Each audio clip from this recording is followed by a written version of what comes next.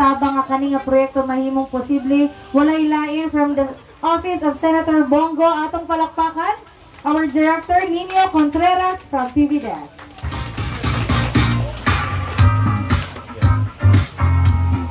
Kapitag Kokong Idolin, og imong mga barangay health workers o councilor sa barangay. Okay na po. Sige lang. Thank you ha. Og si Kagawad Rodel Reyes ay pura, Nara. Yun yung silingan nga Kagawad. Ako po yung barkada. Alam ko yung reklamo, ano niya. Kay 3 terms niya sa barangay Ipunan. Nag-reset.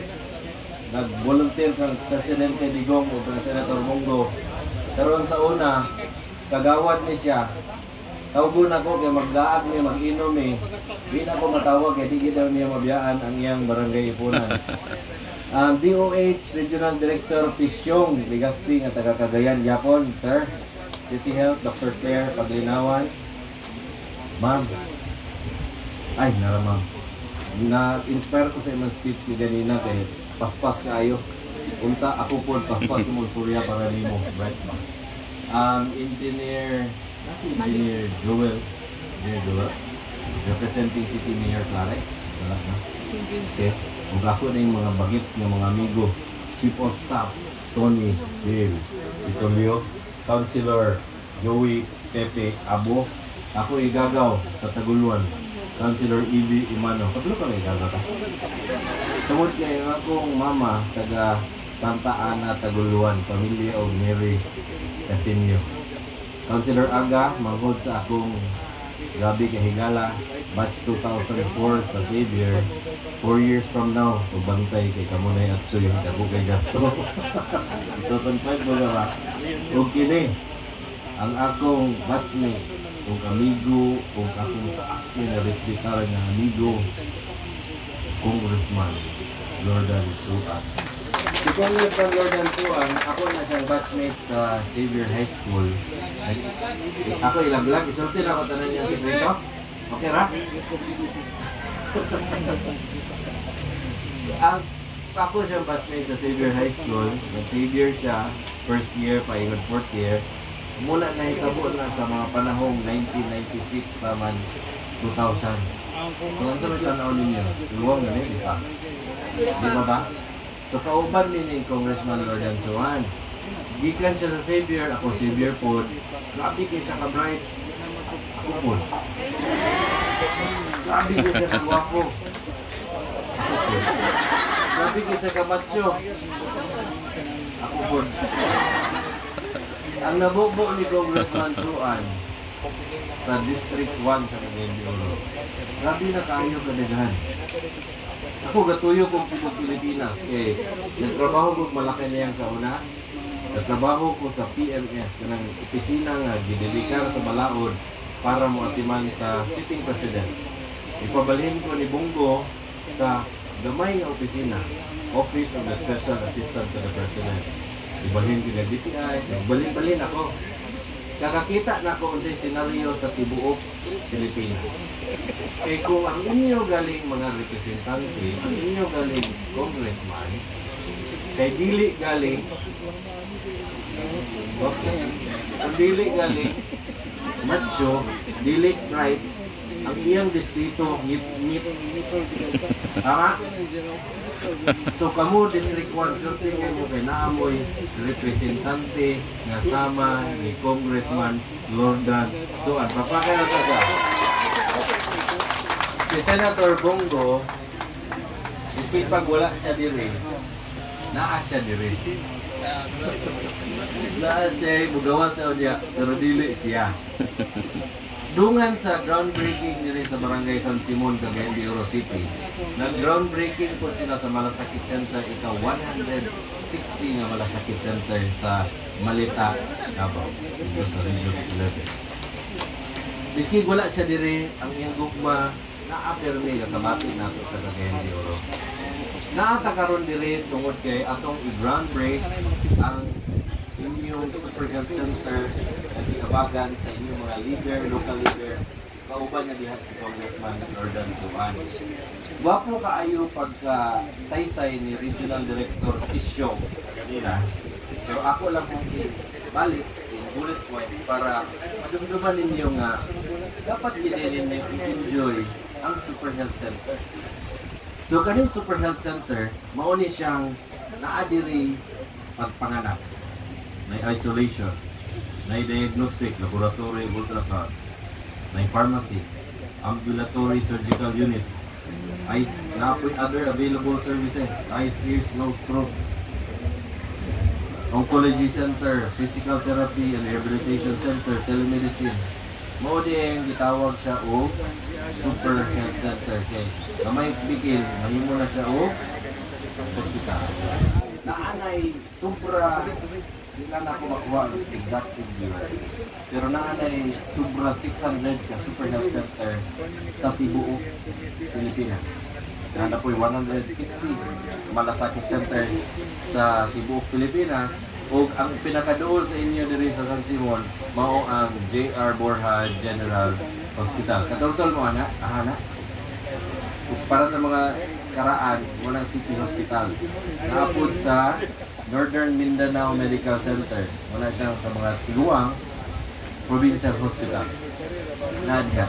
Ang konsepto ni Senator Bongo, paghimo niya ng malasakit center, kay para ang ordinaryo nga Pinoy, sama nato, wadto tag hospital, naa na dito tanan, ang DSWD, DUH, PCSO, o PhilHealth. Nahuman ako sa kung gusto isorti. Nahuman dito ako. Hindi ko mag-background gamay sa akong gulingon. Okay ra, palaginip. Ako, Ninyo Contreras, taga Cagayan. Na ako nakao ko sa Corrales Avenue. Ang amo ni gusto kay napamaligi ang tako. Ano lang isingit nga tako. Nagdako ko sa among pamilya na sige may kadungog istorya nga kanang atong silingan nga mayor diha sa Davao na si Mayor Digong Duterte. Maayo kay nga mayor na ay movement sa 2015 nga ang mga tao gasinggit nga Mayor Digong dagan. Kadungdong mo na? Nadagan na kay rally na hitabo pero si Digong wag i-file. Nahuman ang deadline of filing sa October 2015, walay Digong na nito nga. Pero si Inday Sara Duterte nagpa-upaw. Pareha kang Congressman Lord ang nagpa-upaw. Gitawag niya og kalbo para sa pagbabago. Ganyan pa, dagan pa para sa mga tao. Si Digong ni file. Ang among pangandoy sa Corrales nga magkamayor unta ni Mayor Digong sa Cagayan de Oro.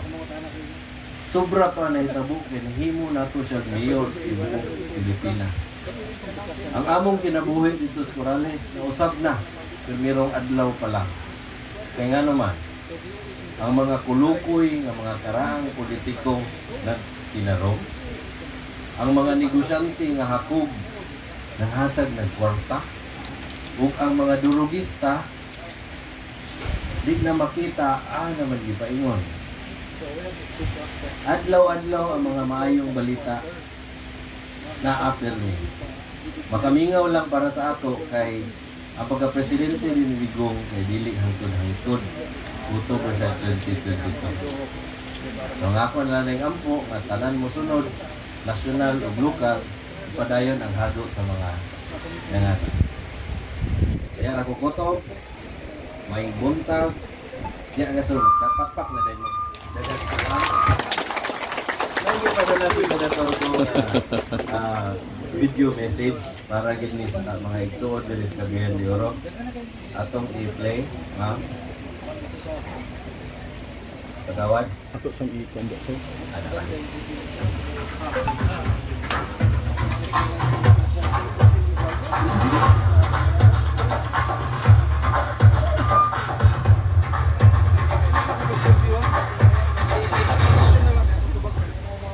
Magandang araw po sa inyo lahat. My warmest greetings to all of you and congratulations on the groundbreaking of this Super Health Center. Isinulong po natin at pinaglaban na magkaroon ng Super Health Center dito sa inyo dahil alam ko po kung gaano ninyo kailangan na mapalapit sa inyo ang serbisyong medikal ng gobyerno. Layunin po ng mga centers na ito na mas ilapit pa sa ating mga kababayan ang mga serbisyong medikal ng gobyerno, lalo na sa mga nasa liblib na lugar at pinaka nangangailangan ng mga ito. The Super Health Center is an improved version of the Rural Health Unit. It will have laboratory facilities, minor operating and emergency rooms, pharmacy, birthing facilities, outpatient department, dental services, and other minor services. Sa pamamagitan nito, hindi na nila kailangang pumunta sa mga malalaking ospital na kadalasan ay nasa mga syudad kung wala namang malalang sakit. Sabi ko nga, now is the time to really invest in our healthcare system. Umaasa ako na ito ang huling pandemya sa ating buhay, pero ang totoo, hindi natin alam kung kailan darating ang mga susunod. Sana naman po wala nang dumating na pandemya sa ating buhay. Indeed, this is a great milestone not only for your province but for our country's healthcare system. Through the establishment of facilities like this, I am confident that we can provide the best services and quality facilities for the benefit of Filipinos. For my part in the Senate, I continue to push for several health-related bills such as upgrading the health institutions by increasing bed capacity or establishing new public hospitals. So far, I have successfully pushed for the enactment of 69 hospital laws to improve services in existing health facilities and establish new public hospitals across the country. Siyempre, isinulong ko rin po ang Malasakit Center na aking pangunahing maipasa noong ako'y nagsimulang maglingkod bilang mambabatas o inyong senador. Sa Malasakit Center, hindi kailangang pumila sa iba't ibang opisina ng 4 na ahensya ng gobyerno para makakuha ng tulong sa pampahospital ng mga pasyente. It's a one-stop shop. Nasa isang bubong na po ang 4 na ahensya ng gobyerno. Ang PhilHealth, PCSO, DOH, DSWD. Ang Malasakit Center po ay para sa mga mahihirap. Para sa mga poor and indigent patients. Ang kwalifikasyon po ng Malasakit Center, basta Pilipino ka, qualified ka po sa Malasakit Center. Para po ito sa Pilipino. Gusto ko rin pong magpasalamat sa ating mga healthcare workers na nagsilbing frontliners sa laban natin sa COVID-19. Kayo po ang mga hero sa laban kontra COVID-19. Maraming salamat po sa inyong sakripisyo. Muli, binabati ko po kayo lahat. Sana maging mabilis ang konstruksyon ng Super Health Center na ito dahil siguradong sa pamamagitan nito, mas mapapabuti ang ating serbisyo sa ating mga kababayan. Maraming salamat po at mabuhay kayong lahat. Atong palakpakan, our very own Senator Bongo. And I would also like to say thank you once again to Director Nino Contreras sa iyahang mensahe. Thank you so much, Director. Atong palakpakan. And also, Super Health Center din nato bongga gid siya kanang laboratory, pwede anakan and more pagid na services para sa Barangay San Simon.